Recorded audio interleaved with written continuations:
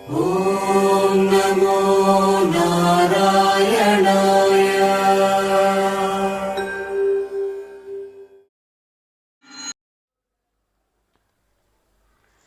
గీతామృతం ప్రేక్షకులకి పునఃస్వాగతం. వైశాఖ పురాణం అష్టమాధ్యాయ పిశాచ మోక్షము. పూర్వము రేవా నదీ తీరమున మా తండ్రి గారు మృతినంది పిశాచ రూపమును పొందెను. ఆకలి దప్పికల వలన బాధపడుచు తన మాంసమునే తినుచు శుష్కించిన శరీరముతో నీడలేని బూరుగ చెట్టు వద్ద నివసించుచుండెను. పూర్వము చేసిన పాపముల వలన ఆకలి దప్పికల చేత బాధపడుచున్న వాని కంఠమున సన్నని రంధ్రం ఏర్పడినది. అది గాయమై మిక్కిలి బాధించుచుండెను.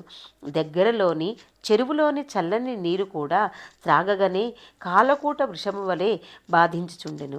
నేను గంగాయాత్ర చేయవలననే కోరికతో ప్రయాణం చేయుచు దైవీకముగా ఆ ప్రదేశమునకు వచ్చి తిని నీడలేని బూరుగ చెట్టుపై ఆకలి దప్పికల బాధనకు భరించలేక తన మాంసమునే తినుచు దుఃఖభారమున కంఠ బాధన అనుభవింపలేక అరచుచున్న ఆ పిశాచమును చూచి అబ్బురపడుతుంది.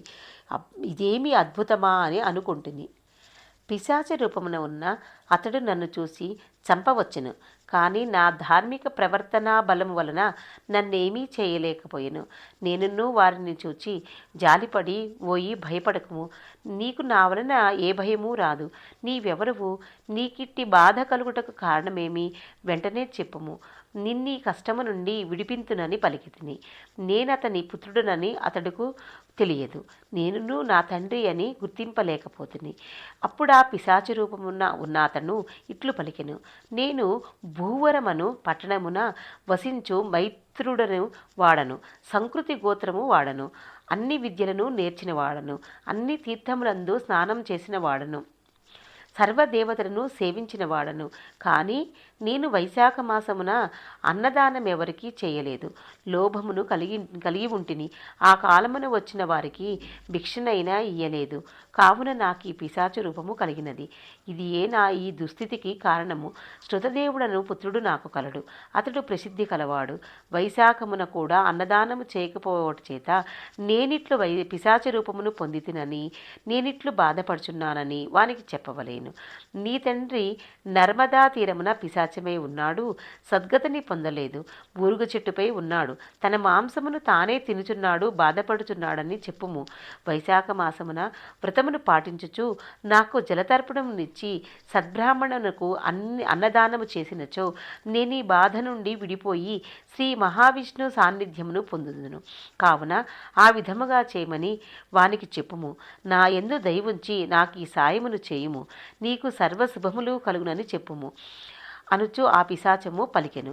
నేను నా తండ్రిని గుర్తించి వాని పాదములకు నమస్కరించి, దుఃఖపీడితుడైన చిరకాలము ఉంటివి, నన్ను నేను నిందించుకుంటుని, కన్నీరు విడుచుచుంటిని. తండ్రి, నేను నీ కుమారుడను, శృతదేవుడను, దైవికముగా ఇచ్చటకు వచ్చి తిని. తండ్రి, ఎన్ని కర్మలను చేసినను పితృదేవతలకు సద్గతి కలిగించినచో ఆ కర్మలు వ్యర్థములు, నిరర్ధకములు. నీకీ బాధ నుండి విముక్తి కలుగుటకు నేనేమి చేయవలెనో చెప్పుమని ప్రార్థించి తిని.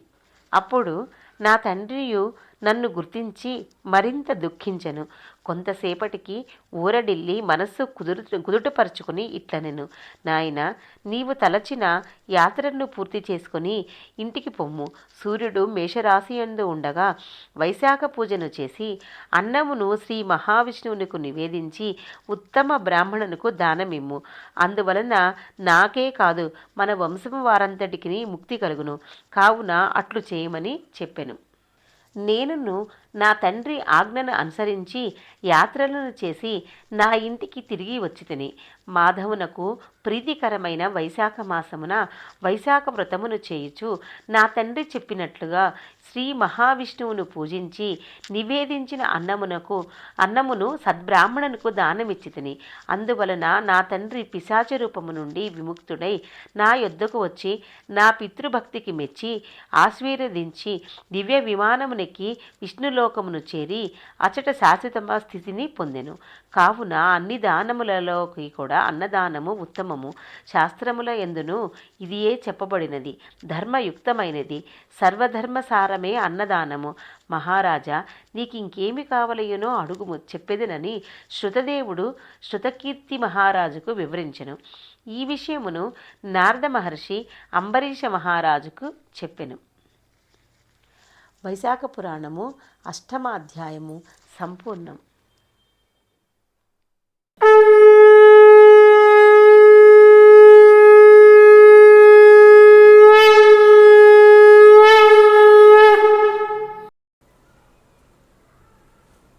असत्यमप्रतिष्ठं ते जगदाहुरणीश्वरम् अपरस्परसम्भूतं किमन्यत् कामहैतुकम्।